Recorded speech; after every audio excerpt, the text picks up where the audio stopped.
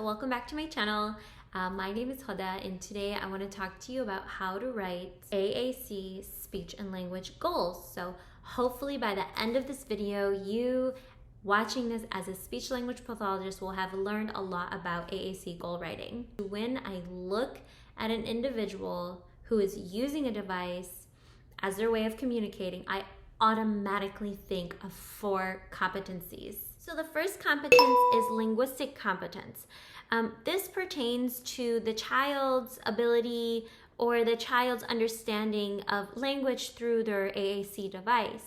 This can include understanding spoken or written language. This linguistic competence involves recognizing and interpreting symbols. That could include pictures, icons, and words. Understanding grammar and syntax is a big part because the child is having to construct coherent sentences and convey intricate ideas. Also, expressive language is under linguistic competence, and that is formulating sentences, conveying emotions, thoughts, and necessities, and communicate effectively with others. A linguistic speech and language goal for an individual using AAC might focus on developing their ability to understand and use language effectively within the context of their given AAC device, or maybe they want to work on narrative skills. So the second competence is operational competence. Operational competence in AAC pertains to effectively using the technical aspects of an AAC device.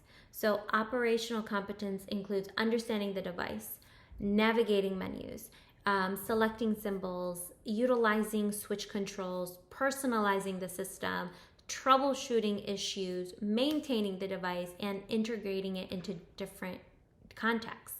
So operational competence is extremely essential because even with strong linguistic competence, an individual may struggle to effectively communicate if they don't know how to use their chosen AAC device. An operational competence speech and language goal for an individual using AAC might focus on enhancing their proficiency in navigating and effectively using their AAC device. So the third competence is social competence. Social competence in AAC refers to an individual's ability to effectively engage and communicate with others using their AAC device. It involves socio-linguistic skills like turn-taking, initiating conversation, active listening, understanding social cues, adapting to communication partners, expressing emotions, and navigating various social situations, and also how to maintain or terminate a communication interaction. So a social competence speech and language goal for an individual using AAC might focus on enhancing their ability to engage effectively in social interactions, building meaningful relationships. This can involve perhaps maybe turn-taking, initiating conversation, active listening, and interpreting social cues. Lastly, fourth competence is strategic competence.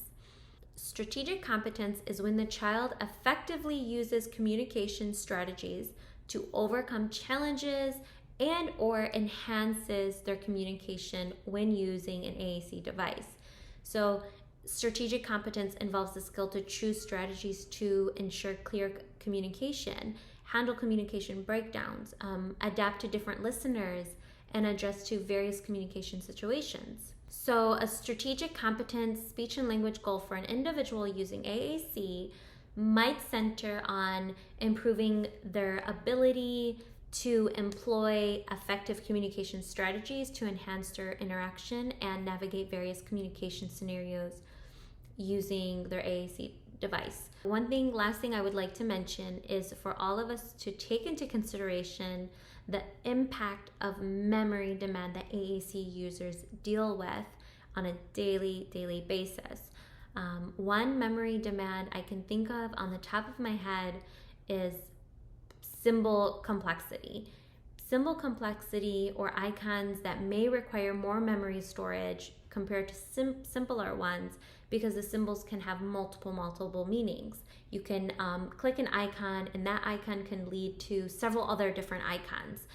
So the demand is very powerful. The memory demand is very powerful. And us as speech therapists, we do not want to take away vocabulary from the child. We want to add more.